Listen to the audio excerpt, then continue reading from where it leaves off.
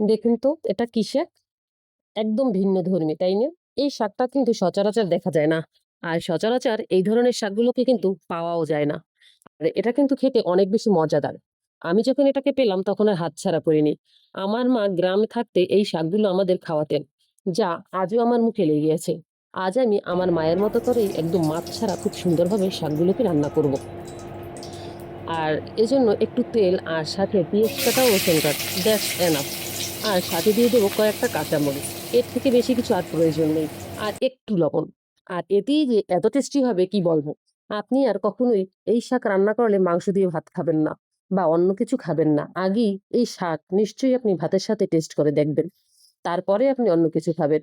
এটা এতটাই লোভনীয়। আর এই শাকটার কালারও একদম সবুজ থাকবে। সবুজ শাক খেতে অনেক বেশি টেস্ট হয়। আমি তো সবসময় সবুজ কালারের শাক খেতে বেশি পছন্দ করি। কালারটা সুন্দর না হলে যেন একদম খেতে ইচ্ছে করে না। এবার আমি পেঁয়াজটাকে ভেজে নেব। আর আমি ভাজাটা একটু বাদামি কালার করে ফেলি। আমি এই শাকটা যখন রান্না করি তখন আমি পেঁয়াজ রসুনটাকে বাদামি কালার করেই ফেলি। কেননা পরবর্তীতে এই শাকটা রান্না করা হয়ে গেলে দেখা যায় যে পেঁয়াজগুলো কাঁচা, কাঁচা থাকে। আর সেটা আমার একদম ভালো লাগে না।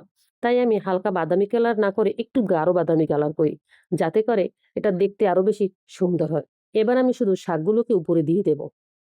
আর পেঁয়াজগুলোকে নেড়েচেড়ে উপরে উঠিয়ে দিব যাতে নিচ থেকে আবার পুড়ে না যায়। এভাবে আমি খুব সুন্দরভাবে শাকগুলোকে নেড়েচেড়ে দেব। মায়ের হাতের রান্না অনেক বেশি টেস্টি হয়। আর মায়ের মতো রান্নার চেষ্টা করব। কিন্তু কতটা হয় তা বলতে পারব না। তবে আমার মনে হয় একদম খারাপ হবে না। খেতে বেশ ভালোই লাগবে। তাই আমি শাকগুলোকে খুব সুন্দরভাবে দিয়ে নাড়াচাড়া দিয়ে দিলাম। আর উপরে একটু লবণ দিয়ে দেব স্বাদ মতো। আর ঢাকনা দিয়ে ঢেকে দেব। আমি আর নাড়াচাড়া দেব না। আর এভাবে ঢাকনা দিয়ে ঢেকে দিলে কিছুক্ষণ পর একদম শাকগুলো সফট হয়ে কমে যাবে। আর এবারে দেখুন আমার শাকটা কিন্তু একদম কমে গিয়েছে। আর কি সুন্দর করে কমে গিয়েছে দেখতে পারছেন? একদম নিশ্চুপ হয়ে গিয়েছে মনে হচ্ছে। নির্জুম পৃথিবীর মতো। এবার আমি খুব সুন্দরভাবে শাকগুলোকে উল্টিয়ে দেব। আর কালারটাও কিন্তু একদম সবুজ আছে। আমি সবুজ শাক খেতে খুব বেশি পছন্দ করি। তাই আমি এখানে কোনো প্রকারের হলুদ ব্যবহার করিনি। আর কালারটা আপনারাই দেখতে পাচ্ছেন কতটা সুন্দর হয়েছে, তাই না?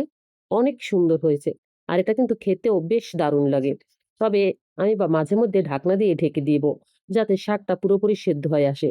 আর শাকের ভেতরে থাকা পানিগুলোকে একদম শুকিয়ে ফেলবো। আর এতে করে শাক খেতে অনেক বেশি টেস্ট হয়।